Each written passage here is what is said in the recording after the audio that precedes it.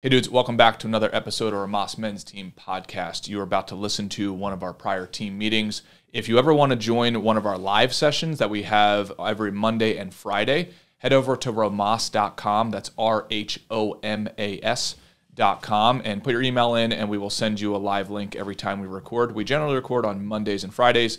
So if you ever want to be on the actual podcast, like we bring men up all the time to talk about their goals, talk about their obstacles, etc., head over to rhomas.com. And then also, if you want to help support the channel grow and also have access to exclusive content, book reviews, extra whiteboard sessions, etc., and some coaching sessions, head over to patreon.com and support us. We would love it. But if not, no biggie. We'll see you on the live sessions. Later, dudes. Enjoy this podcast.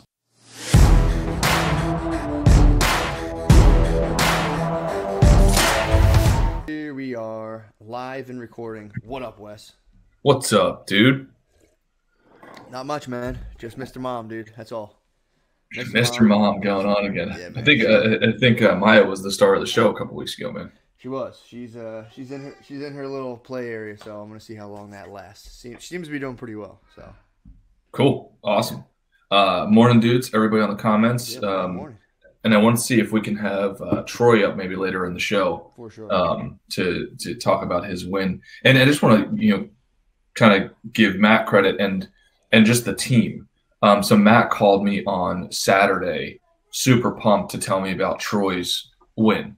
So and that in itself is special because Matt and I and everybody on this team treats it as an actual fucking team, not just some sort of little podcast thing. Do you know what I mean? It is way more a team of effort. Everybody just loves the fact and that we're winning, and also here to support each other for the losses. Because Matt and Troy, correct me if I'm wrong, this big win that Troy had recently is right off of the back of what seemed to be a pretty big loss. And as a team, we were able to be there for him and vice versa, and then him show that evolution of that progress. So, and I hope none of that comes off as disrespectful. I don't mean to call it a loss if it wasn't, but that's the way I perceived it for Troy months ago. Mm-hmm. Matt, would you say that's a fair assessment? Like he stayed in the game, and stayed with the team and was willing to be vulnerable and teach people along the way. And that's exactly what the team is about. Yeah, man. I mean, rather, because again, it's tough when you're doing it by yourself. It's like, you just kind of quietly duck out and be like, yeah, fuck, like my shit's fucked up right now. I don't want to do that, right? You can make up 9 million things to do, like, oh, here's why I can't, here's why this and that. But yeah, it's just this whole thing for me really just helped. It's like a how would I put it? It's just like an event that I have, that I'm always at, and it just keeps it's oriented around kind of keeping your eye on the ball. So like if I have like a whole team, like you were saying, if I have a group of people who are constantly putting that vibe out there and everyone's doing that every week, it just makes it so much easier to stay on track rather than just kind of going off of one, I'll go off on a weird personal life meander where I just end up not getting anything done until I'm like, shit, what am I doing? And this group, literally, it's like an electric fence. It just prevents me from wandering off too far.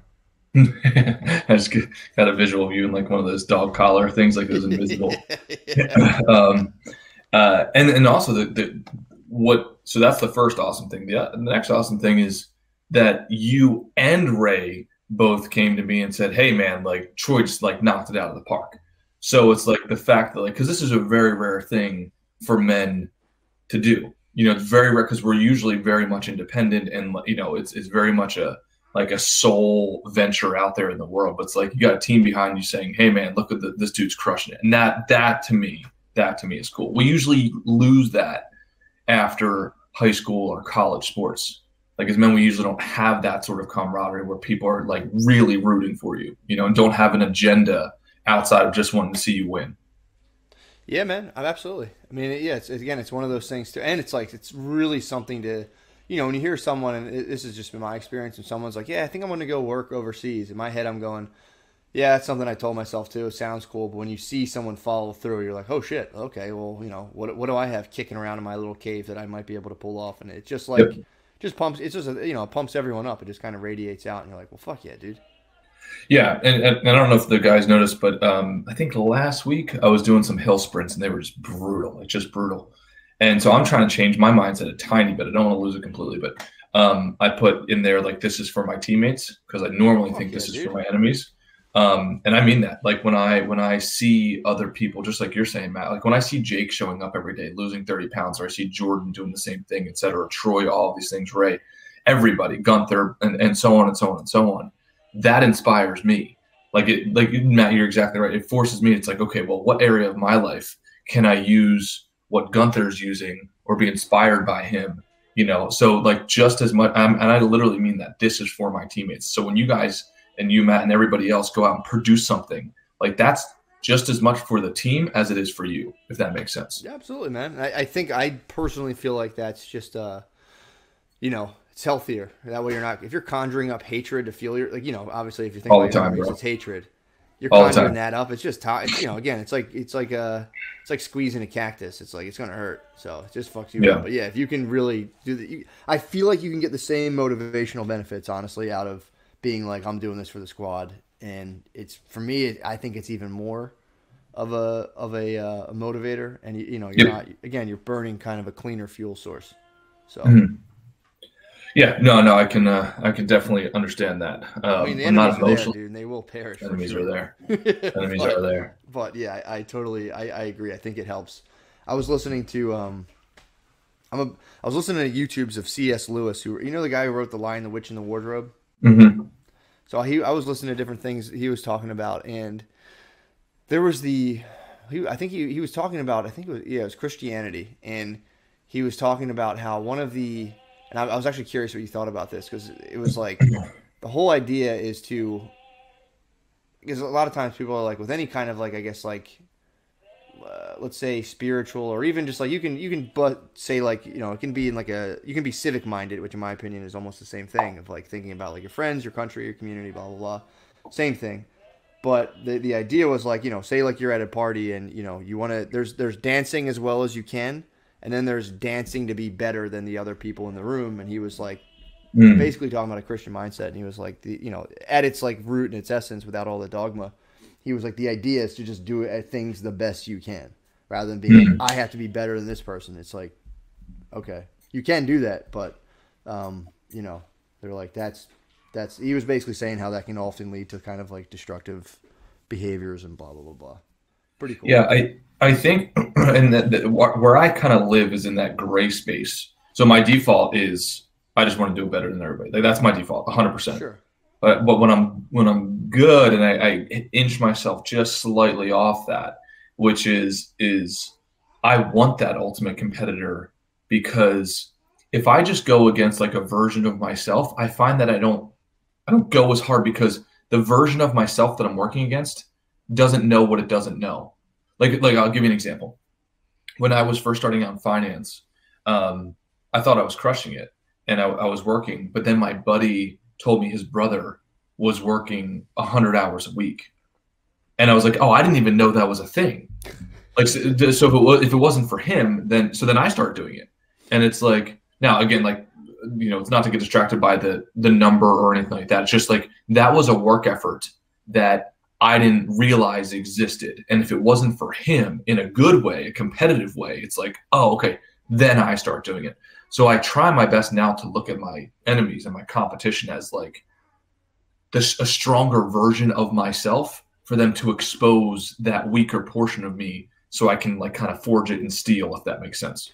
Oh, absolutely. And I think Tiger Boy said, he was like, all war and no brotherhood is how you kind of just get dickheads and generally unhappy dudes, and all brotherhood and no war is, you know, just dudes who just kind of never really left their hometown or whatever, however you want to put that. Yeah, I agree. I always kind of steer towards more like you were, you know, just like you just said, basically balance. Like once people say, well, this is the way to do it, it's like you need both, and it's like that thing's there no matter what. You're paying attention. You know, if you see someone who's like, you know, you're doing a thing and all of a sudden someone does like a triple axle, you're like, what the fuck was, like, you can't not see that. So I think there is a healthy aspect. It's just when it becomes, I feel like I've seen things become like an obsession, and I've almost done this myself with stand up, where it's like, I'm gonna be better than that person, and it's like, you know, and again, it's something, it's like you see it and you're like, damn, that person's good, and it can inspire you, but it's like, you know, I'm curious what you think about it. At what point do you think that can become like helpful versus like a toxic thing that tears you up, and you know, how do you feel like that's the best thing to navigate? Yeah, for me, my best guess is it's kind of two-pronged. The first prong is not being irrational about it to the point where there's mechanics in the way. So for instance, like I think that it'd be irrational to think that, let's say, Muggsy Bogues, who was one of the smallest basketball players to ever play the game, to, let's say, bench press more than Shaquille O'Neal. Right? There's physical mechanics in the way there. Like that's not going to happen. But also notice that they both played in the NBA. Because so I think that's like the cutoff to me. Because like I constantly hear that's the common example. It's like, oh well, if you're not 6'7", you're not going to play in the NBA. It's like, well, there's actually examples of people who are shorter than 6'7" or 6'5" or 6'4" playing in the NBA. So there's no mechanical barrier. It's more of a mental barrier, and for sure it's harder. Like obviously there's an advantage for taller people in that kind of sport. But I think that's a good example. It's two-pronged. It's like, are there physical mechanics in the way that just are not going to allow you to do it? That is delusional, right? And if you're going to spend so much on trying to accomplish something that's not possible, then I'd say that's irrational. Yeah. And then the other side is not taking into account the cost. So it's like if you're not really okay with the cost, then you shouldn't go down that road. And that's why I love David Goggins' book, because one of the things he said recently in the book was that one of the things that you don't feel when you're just watching the movie of like Rocky doing the training and beating Clubber Lang and so on, you don't feel the pain. You only feel the euphoria of like the win. It's like, oh, I could look like that and I can have muscles like that. It's like, yeah, but wait till you actually get in the ring, or wait till you get like on the road and you got to run 20 miles a day, right? It removes you from the pain. So I think if you're paying attention to physical mechanical barriers that just won't allow you to accomplish that thing, that's probably worthwhile not doing it. Or I'm sorry, it is worthwhile not doing it. And then only do it if you're willing to pay the cost. And if those two things those boxes are not checked, that's when I think it goes into unhealthy territory. Do you know what I mean? I got what you're saying. Yeah. Like there can be a whole activity of just being like, and I've seen this happen. I feel like I've done this before, of just almost like hating on someone doing an endeavor that I honestly have no interest even pursuing, but I'm like, what the fuck? You know, I know what you're saying. Yep. Like if you're gonna do it and like compete healthily in a healthy way, or just be like, hey, that's not my thing. Like I use that a lot, like you were saying, Wes, being like, that's not my game or whatever. That's not my 100%. Well, yeah, that's a great point, Matt. Because I'll add a third prong to it. The third prong would be that is it your game? Does it fit within the holistic game that you want to play? Like I could tell you right now, you know, when I was a kid, I wanted to be Michael Jordan. I don't want to be Michael Jordan.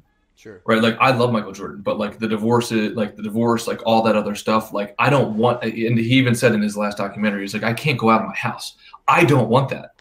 Yeah. Right. So it's like, that doesn't fit within my holistic game. I think and dude, Matt, I'm so glad you brought that up, because that is so important. Oftentimes we look to the unicorns and we only look at their specialty, but it's like, look at their entire life and would you actually want that? And the answer is most likely no. Like, you know, and that's really important. That's why I love what Tim Ferriss said. He's like, chances are you don't want to be the unicorn. You just want to be in the top, let's say 5%, because the top 5%, you'll be a beast at anything. If you're in the top 5% of running or jujitsu or finance or whatever it is, if you're in the top 5%, you're going to be outstanding. But what we look to is the top 0.00005%. Yeah. And we think that we want that. It's like, dude, you better really check yourself to see if you want that.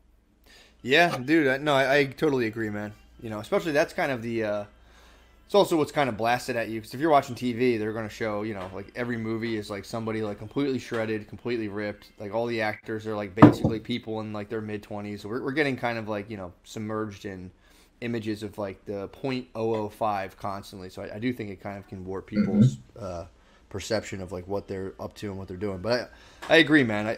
I personally, like I said, I like the idea of just, you know, making sure you're always actually doing your best, and just kind of, if you're constantly pushing yourself, this is what I found.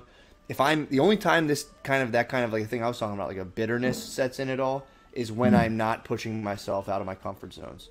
So if I'm like sitting there in my little bubble and I'm like, that's when I could start. That's when I feel like that kind of mentality gets toxic. But if it's like anytime I've been actively pushing myself outside of my own personal comfort zones, whether it's like just doing like the jiu-jitsu and stuff, or so I just made eye contact with her through like a little cloud-shaped hole. I'm like, if I'm doing like jiu-jitsu stuff and I'm pushing myself outside my comfort zone, or I'm actually like, when I was doing stand-up, I was actually doing it versus like kind of watching it and critiquing it.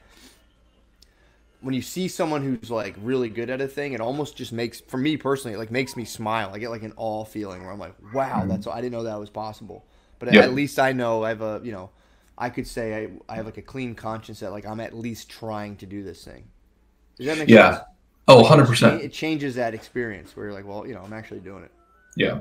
And a quick note on this. Like, could you imagine if you hit top 5% in the core like 5 areas of life? Doing that would make you the top 0.00005% in holistic performance. Does that make sense? Yeah. It is so rare to find. I'll create a scenario. Like, how many guys do you know making, let's say, $1 million a year, who goes to the gym every day, who does another hobby or two, who has got a great family life, and who who's got their mental game on point, right? Like, show me that guy. There's maybe 0.005% of men in America, in the world, doing that. Dude, I would argue there's 0.05% of people doing that making like $60,000 to $80,000 a year. Oh, 100%. Yeah. So like, I mean, yeah, and the number. Let's just say it's 80 grand, 100 grand. I mean, the barrier to entry, if you do it holistically, is so much lower, but collectively that cocktail effect is so much more profound because very few people can do it. Yeah, dude, I totally agree. I mean, I'm thinking of every job I've ever had, and again, including myself. Like, I didn't start. Dude, it's so funny. It almost like makes me want to smack myself in the head. But just like, especially the stuff you showed me of like setting goals. I always thought of goals were like make more money, and I would set goals and things. I wasn't. Hold on one second. Yeah, Maya's going rogue is what's happening right now. So I'm hoping that makes sense to you guys. And I kind of had to check myself a long time ago on that because I was so unidimensionally focused. It was only on one thing. It was just money. And if I had to expand it even more, it was money and like my physical body. So I had to expand outside of that, just like almost like borderline singular nucleus. Matt, you still there? I can't think you. Right okay, now. Cool.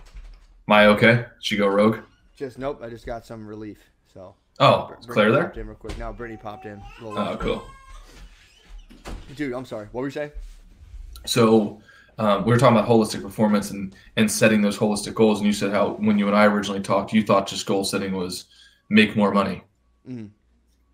Yeah, so it's like, I would do that. And I would set things like almost like externally mandated goals, if that makes sense. I would set them around things that, like, obviously like I wanted, but they weren't like the thing at the forefront, like that I was kind of burning towards.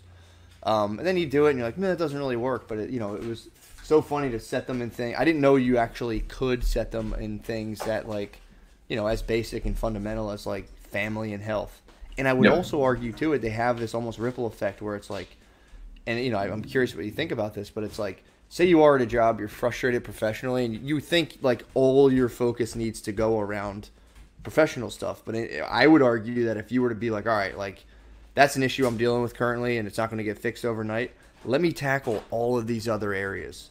And I swear to God, I feel like that almost, in my opinion, would work better to help people get some sort of, like, if they wanted a promotion, wanted this or that. I feel like when you're kind of approaching things holistically, it makes those barriers, it softens those barriers, if that makes sense. That Without a doubt. That's like, that was the thing. I was like, oh, I'm such an idiot, because like when you kind of like unifocus on one area, you almost create, it's like when you're like, you're like, I want to go get laid, and that's all you're thinking about, and you're like, you see a girl and they're just like, dude, like what's wrong with you? Mm-hmm. I feel like that translates to other domains, and it's like that was one I kind of kicked myself later on, and especially again, it was as simple as like, in the areas of like community, health, family. I'm like, I never gave it a thought. I'd obviously be like, they're important and they're good, but it's like, well, what do you do for them? And it's like, I go to Christmas parties. Come on. Come on, dude. Dude, yeah. It's unbelievable how well that works.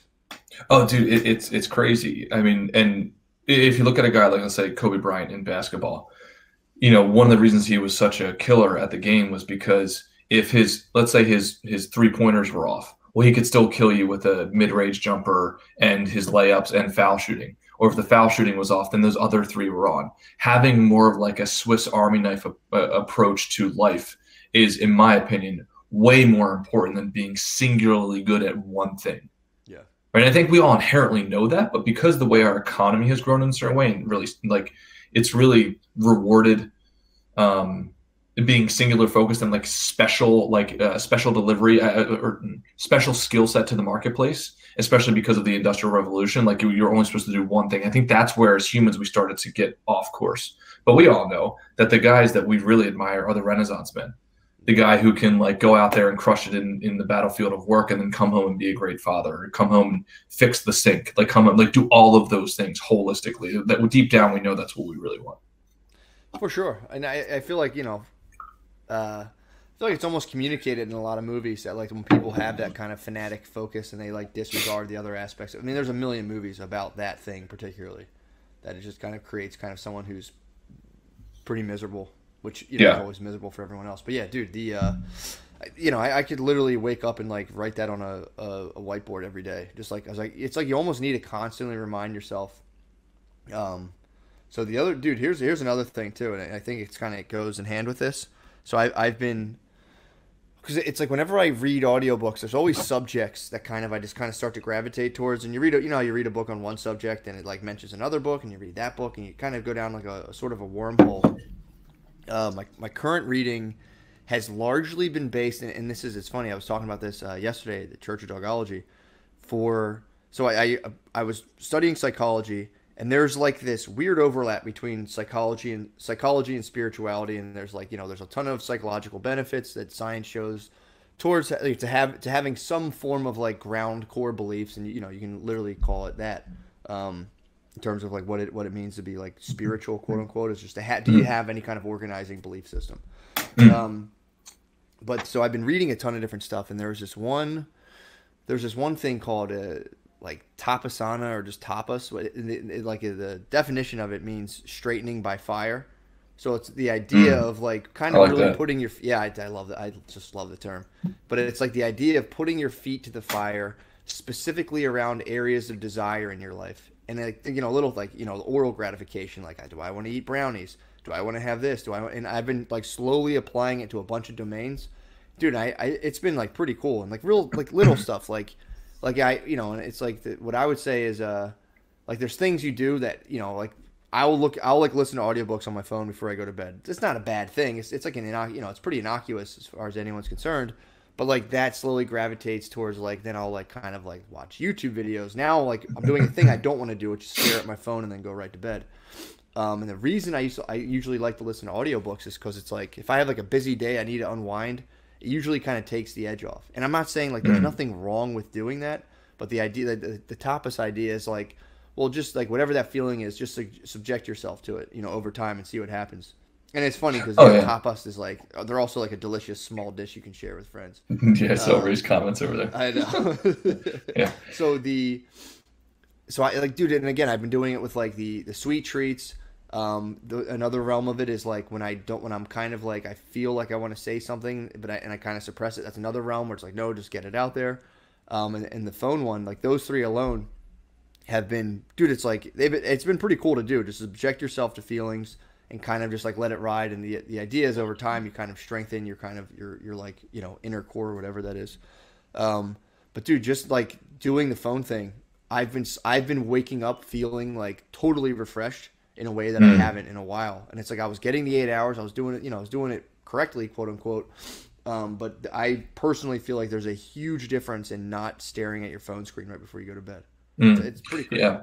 No, that makes sense. I still do. I read my book. I read a book before I go to bed, but I do it on my phone. Maybe I should try. I mean, I've heard it time and time again. Don't look at the screen and so on. I know there's a filter that you can use to like change the color. The blue light, yeah. Yeah, but I don't even do that. So no, that makes complete sense. It's a two-pronged thing too, because there is that. There's the practical thing of like staring at your lights on your screen. But again, there's another thing for me. It's like I have that inner toddler when it's bedtime that I just get charged up and I'm like, no. And it's like, I want to do more stuff. And it's like, and I make up excuses like, well, I'll be tired. What if I don't? And then just being like, well, that's just what it is. And I just lay there. And it's funny because I've just been like immediately falling asleep because I'll like listen to an audiobook. And again, this is just a personal thing. This isn't like everyone should do this. But I do think it's translatable to different aspects of people's lives. But I'd be like, oh, I need to wind down. I ended up just listening to audiobooks or watching YouTube videos for basically the difference of going to bed between like 9:30 and 11 o'clock. And I am up for like an hour being like I'm winding down. And I just lay in bed when I'm like, I feel charged up. I'm like, whatever, I'm laying in bed. I don't care how I feel. Dude, I pass out in like 2 seconds. It's hilarious. It reminds me of Maya. I put her down in her crib and she's like, I'm like, all right, I'll give it 2 minutes, and she just passes out. And I've been doing the same thing to myself, dude. It's pretty cool. Yeah, no, that's awesome. Yeah, I think a lot of themes that I see within, like, let's say, the personal growth space and like the real personal growth space is getting back to fundamentals. Yeah. You know, like go to sleep. Don't whine about it. Just go to sleep. Yeah. You know, don't have an electronic thing in front of your eyeballs, right? Use the stars. I went camping this weekend, and that was kind of primal. You know, just like you're looking camping? up at yeah. Hell yeah.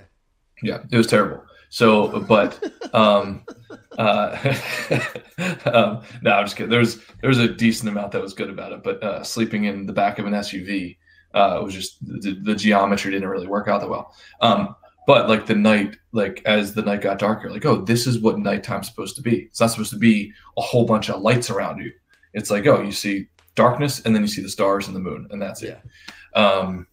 Yeah. So, but I wanted to see, Matt, if you're cool with it. We watched a quick little video on the scorecard team this morning, and it was great. I think it's just right up the alley of this team. Is it you cool if I share that? Absolutely, yeah. Okay. I think Troy said he's ready too, so we can watch this. And Yep. Pop Troy. Cool. But yeah, hopefully that while you get that up, that's like I'm really interested in, and this is honestly what the acceptance and commitment therapy did, is they went through a bunch of spiritual traditions and took like the mechanisms of things that work psychologically. So I'm interested in them both, you know, for them as the regular practice and also like, you know, how can they benefit people? So pretty cool. Yep, absolutely. Dude, I'm not going to try it. Yeah, because Troy's correct. Like, I unplug one thing and the entire universe collapses. So I'll just give you guys the gist. You can hear me now, right? Sure. Yep. Yeah. So that was she talked about Brene Brown. She's an author. And she said that when she went out and she did her first TED Talk, she was just a researcher. Like, she wasn't planning on being, you know, borderline famous in that community. You've heard of Brene Brown, right, Matt? No, I haven't actually. Oh, okay. She's very popular in, like, let's say the marriage space and so on. She's like basically a famous psychologist researcher. She's written several best-selling books, etc. Anyway, she went out and she gave a TED Talk, and it exploded. It was on vulnerability, and it struck a chord with society. So at the advice of her husband and her daughter was like, don't go and look at the internet comments, which she ended up doing. And she found there's just an overwhelming amount of comments that are just like hateful. You know, like one person said, of course, this woman, you know, needs to be vulnerable. Like, she's got no other option, you know, or something like that. Or like, less research, more Botox, you know, like those types of comments. This is a mother who's she's not trying to be some famous person. So it's just hateful stuff. So then she said she went home and she watched 8 hours of Downton Abbey, which my mother, I feel like, has watched that entire series too. And then she did some research basically on the time frame and found out that I think it was Theodore Roosevelt, and she, you know, anyway, long story short, stumbled on his quote. And it was the man in the arena quote. Yeah. You know, and that just, if you guys haven't seen that quote, like, you got to go and read that quote. It is by far, for me, the best quote I've ever read in my entire life. It's like a full paragraph and basically just says, like, you know, it's not the critic who counts. It's actually the man in the arena playing the game with blood, sweat, and tears, right? Like, not the person on the sidelines, the person who's actually doing it. And obviously read the quote because it's much more articulate than I'm being right now, but it's just perfect. It's just, and the way she describes it is perfect. So that aligns with the David Goggins message in his book, was saying, and Matt, it's the quote that I sent to you, I think, last week. He's like, don't consider the opinions of others until you've considered the minds who created them. Mm-hmm. Right. So you should only be taking opinions from other men and women who are on the actual field with you. Everybody's a fucking critic because it's easy to be a critic, but very few people are on the actual field. So anyway, it's just a quick reminder to the team. It's like, man, if you're getting criticism from somebody else who's not on the field, just fucking look the other way. Don't even spend any time discussing it with them. It's just not worth it because they don't have the experience to even give you like a respectful conversation, if that makes sense. Yeah, I mean, I feel like it's also tough now with the internet is like taking it to another level, where no matter what you do, and this is I think I've talked about this before, when you get into the realm of getting like conflicting like critique, when people are like this is you'll literally open up a thing, someone like you'll have like three people like this is awesome, two people like this sucks, then you just go like, all right, now I'm confused. So it's like, and typically your mind you can read 10 like this rules, this is awesomes, and then one this sucks, and your mind just goes whoop, right to the this sucks one. But yeah, dude, I think that is so. And just so I understand, she was told not to read the comments, and she was like, "Well, I should do it anyway." Well, I mean, she just did it. She, kind of succumbed to her curiosity. Yeah, it's kind of impossible. It's like when someone takes a picture, and you're like, "Let me see the picture." And you're like, "Why? It's already taken. Like, what's the point?" Yep. But yeah, man. I mean, dude, I feel like there's I'm like, especially within this, because you could say, comments for it's almost the same thing versus like, well, maybe it's a little different, but like if you're doing an online venture, yes, you have to deal with the reality of comments. And I think one day people are going to study them, and I think we'll know a lot more about like, what drives them and, how they kind of work. But for the most part, again, like I've said before, being someone who's like gone on things and commented and been kind of like a kind of a dick online. And again, I was always like kind of trying to be funny and stuff, but whatever. As soon as you actually start participating in the area you're doing, that stuff stops quickly, because you're like, oh, now I've actually, I've kind of put some of my own cards on the table. But if you're not putting it, it's really easy to sit back and critique when you're not out there. Oh, yeah. When you're not doing it. Anyway, this is obvious, but yeah, man, that's being able to weather the negative criticism without completely mentally like shit. Like I think about one of those those turtles in Mario, like in the castle. Yeah. Bones, they just crumble instantly. Yeah. That used to kill me. As soon as people would be like, they'd point something negative out, that even that was just coming from them, I would just be like, oh my god, yeah, I won't do it. Like you would just kind of stop instantly. So it's like being able to hear a negative thing and go, well, okay, and now there's the other side of that where you're like, anyone who says anything negative, you're like, they're wrong, fuck them. It's like, well, that's not true either. So it's definitely like, I've had people say certain things that I'm like, fuck that, and I think about it, I'm like, they're kind of right about that, and that's hard to do as well. But yeah, you don't want to lose yourself in like the negative. It's like, and I'm curious what you think about this, Wes, or anyone else. How do you take in the useful while kind of discarding like the stuff that you're like, nah, fuck that, I know what I'm doing? Yeah, no, it's a great point. And Figgy just called you out for the way you say Mario. By the way, I say the same, dude, every single time. The most controversial word that ever comes out of my mouth is Mario whenever I say play Mario Kart. Every single time I say, there's always one person like, wait, what'd you say? And that's exactly what Figgy just called you out on it. Troy said, and then the N-word. True, there's that. Yeah. There's Mario and crown. Brittany makes fun of me. I'm like, get Maya some crowns, and she's like, what? And I'm like, get her some crowns. She's like, crayons. Whatever. But Matt, to your point, I think number one, the first thing that I use, and I find it to be incredibly effective, which is like, it gets back to our discussion, like, what's the game that you're playing? And that's why you have to spend time developing your goals and like really understanding what it is you want. And you have to look at them, in my opinion, every single day. Even if it's just for a minute a day. That's what we do on the scorecard. You just look at our goals for a minute a day. Just remind yourself of the game that you're playing. And for sure, look at your vision board many times a day. That's why I have different sizes of the vision board all over my life, because then that helps me. So then when I go out there in the world and people, let's say, are going to critique me, this might sound unhealthy, but what I do is I put a scorecard on top of their forehead, just visually, right, mentally. And it's okay, where does this person land in a score of 0 to 10 on the game that I want to play? If it's a 10, I'm all ears, if that makes sense. Mm-hmm. If it's not, if it's below a 5, I don't pay attention at all. 0. And if it's somewhere in between, that's where I have that judgment. It's like, okay, is what they're saying true, and so on. Now, also keep in mind that it is possible for somebody who scores a 5 or below on your game to give some constructive feedback. Totally understand that. It's just the probability is very small. You know what I mean? Like, and by the way, some of the hardest critiques to bypass are the ones from your family or from people who love you. Like, everybody told me, why are you working for free? You shouldn't do that. You're undervaluing yourself. I worked for free for 2 years. I can tell you that gave me every single opportunity after that. But my family who was saying that, they were just looking after me. They were trying to play the quote safe game. So I had to look at the scorecards on their heads and say, well, they're just not playing the same game. And the tricky part is not to get egotistical about it. It's not like I sit there and say, oh, they're not a 10, like screw them. It's like, no, they're just not playing the same game. I wouldn't go ask a volleyball player how to play basketball.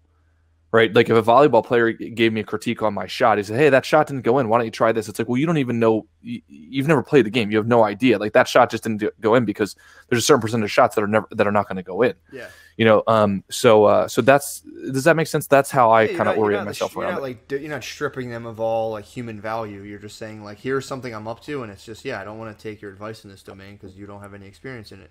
And you need, at the end of the day, you do need some form of filter. It's like, and that's kind of what, and if you don't, here's the thing. This is what I would say is true. Is this is very hard to do if you don't have something of a set of values and like what you are overarchingly trying to accomplish with your life set down. Because if you don't have that, then all of this, you're kind of like noise against noise, or I think the phrase is like water and water. It's like, you're like other water hits you and you just ripple along with it. But it's like if you're not kind of calcified on some level around something, then this becomes impossible. But that's very helpful in being like, what do I actually believe about this? Because again, dude, and to being honest, like I'd have to catch myself so many times where like I'd genuinely be like, I don't even know what I think about this. I'm just kind of out here floating around. All of a sudden I'm like, it's like seeing a jellyfish. You're like, go away. So. Yeah, man, it's really like all of this stuff I would say is almost not even worth listening to if you haven't started the process of, you have to figure them out overnight, but trying to hammer out like, what are your values? What areas do you value the most? How are you trying to reflect that through what you're doing? And why do you want to do what you're doing? If that's not mapped out somewhere, and you can always revise it, and I always have to, challenge myself to like go back and actually make sure I'm keeping myself accountable to the version of that I produce. Yeah, man, a lot of this stuff is just you're just going to listen to it, get pumped up shortly, and just kind of like fizzle back into just whatever you're up to. So I think that's like absolutely important. And like again, like you were saying, complete the thought. Yeah, it's like, and once you do that from that kind of more solidified, and again, it's not like rock solid. It's porous. You're going to take stuff in, and stuff's going to come out.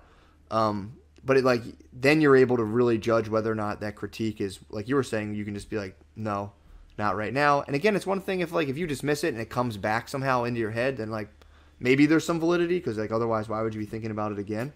But yeah, like dude, without setting up your values and how thinking about how you're going to reflect them, which are just goals, like it's almost like you're going to just keep blowing in the wind. No, without a doubt, man. I mean, if in the absence of goals and values, like you're just going to eternally play the game of bumper cars. So you're just in this track that has no beginning and has no end. You're just bouncing off of walls and you're bouncing off of stimulus of other human beings, and you're going to be left in no direction. Versus like, why don't you instead get on an actual racetrack that has a destination? You can make progress. Like if you had to choose between the two, definitely choose the racetrack version where you can win the game. Like there's a start point and end point and so on. So I completely agree with you, man. Like you have to have goals and values. Absolutely. You want to grab the Troy boy? Absolutely, man. I've been pumped to do it. Let's grab him. Yes. It's perfect. Here he comes. Hello. You better not have a shirt on. Yes. Yes. What's up, dude? Setting the new Japan work attire is what he's doing right now. Oh, I wish. It's gonna be hell. It's all long sleeves, and I'm gonna be in the southern part of Japan, so it's gonna be warm as fuck. So yeah, man, if you wouldn't mind, can you give us the narrative, maybe, especially for the new guys coming in on the team? Like, can you walk us through maybe the last few months and like what are Matt and I have been talking about? We've kind of been cryptic on purpose because we want to give you the honor of putting the trophy up on the board, bro. Yeah, totally. So I was dating a girl that went to Japan. She was teaching there, came back because of COVID. We started dating. She went back. 2 months later, broke up with me right after Christmas. By then, I had applied to a couple jobs in Japan, got rejected by one, and the other one was kind of delaying with the application process. So I was really discouraged, and you guys saw me. I was crying on this, and I was ready to just be like, fuck this, giving up. I'm not going to Japan. but it wasn't even on my goals either for 2021 to do that. But I just kept with it. I was like, I'm going to follow through with what I've already done. Went through the application process, and after what was probably like 6 months, I got an email right after my camping trip ended with my dad that I just spent. We did a 2-day hike about 15 miles down in southern Illinois. And right when I got to the car, open up my phone. Luckily I did, because I needed 48 hours to respond. And they said, congratulations, you're working for this company. Hell yeah, man. Yeah. That's crazy, man. Yeah. Fucking right, man. How's it feel, dude?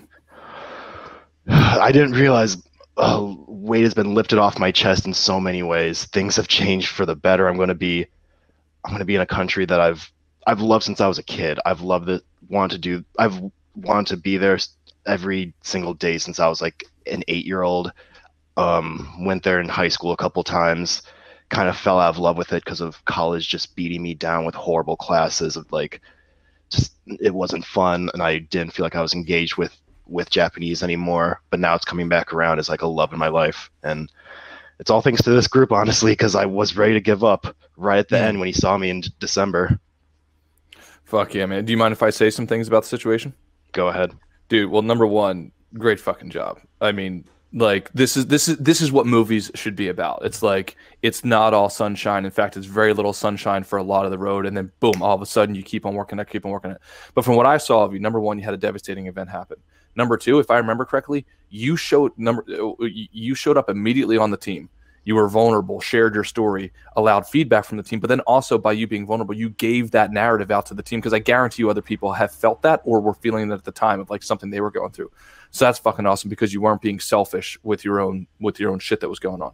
Number three, you showed up the very next morning, I believe, to the scorecard session. Right? I needed that so much. That was essential for me to just reset, because so many times I've been in that position after a breakup or just a bad thing happens. I just wallow around in sadness. That's what made me get into doing drugs and drinking, actually, when I was in high school, was after a breakup. And it just was a horrible way to mask that stuff. And I easily could have fallen into that. But instead, I meditated with you. And I don't know if you saw me. I was crying my eyes out at the end of meditation. It was amazing. Yep. Hell yeah, man. So like, you went and you did the work. Like, you got yourself out of the hole by the action.